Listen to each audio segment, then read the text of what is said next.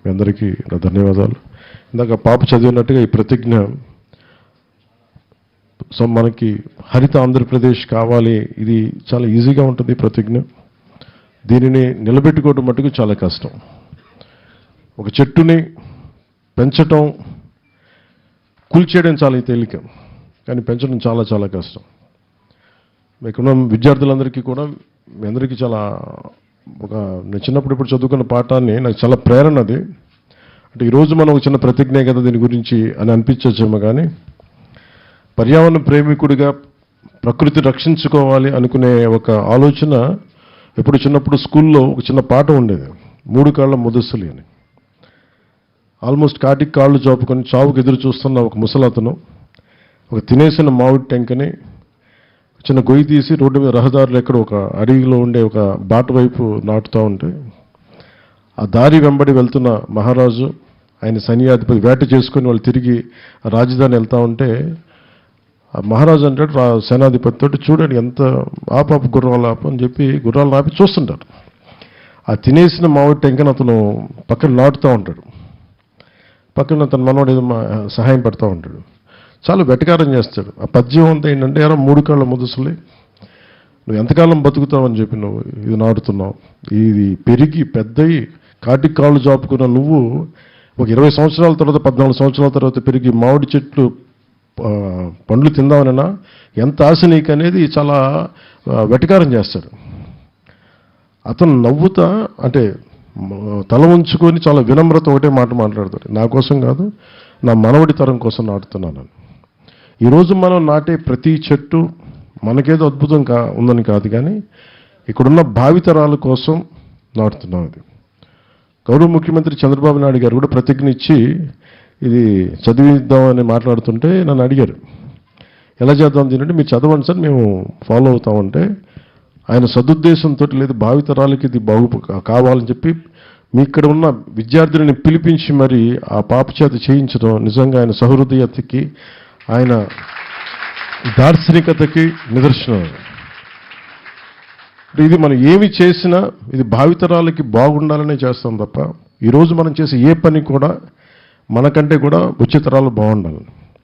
ఆ క్రమంలో ఈ అడవి వాతావరణాన్ని పరిరక్షించుకుంటే తప్ప మనకు మనుగడ లేదు. గౌరవ ముఖ్యమంత్రి గారు చాలాసార్లు రివ్యూ మీటింగ్స్లో కూడా ప్రత్యేకించి చెప్పింది, మనకి 29% ఉంది మనకి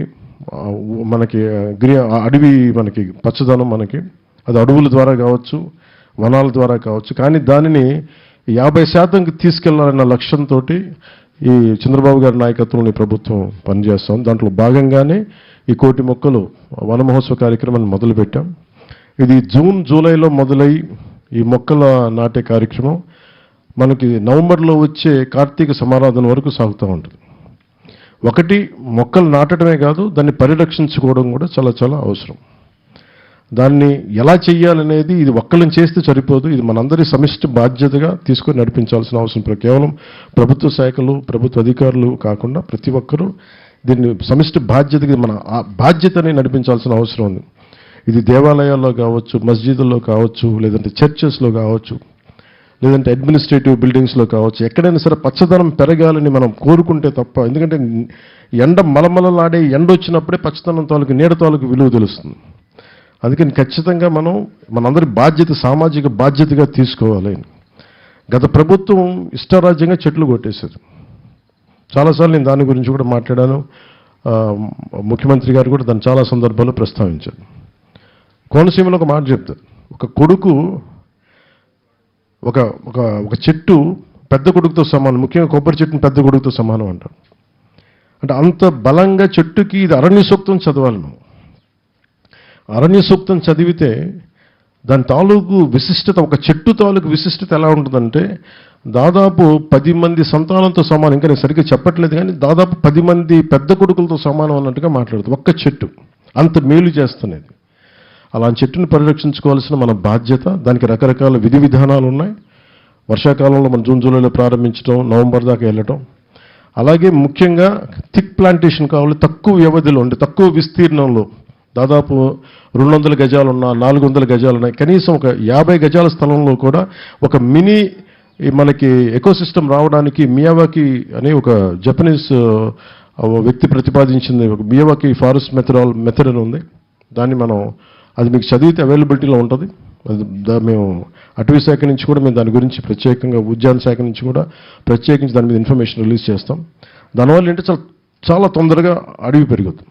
అందుకే సరిగ్గా కరెక్ట్ చెప్పిన 3 సంవత్సరాల్లో 5 సంవత్సరాల్లో ఆల్మోస్ట్ మనకి ఒక మినీ ఫారెస్ట్ వచ్చేస్తుంది చాలా తక్కువ విస్తీర్ణంలో.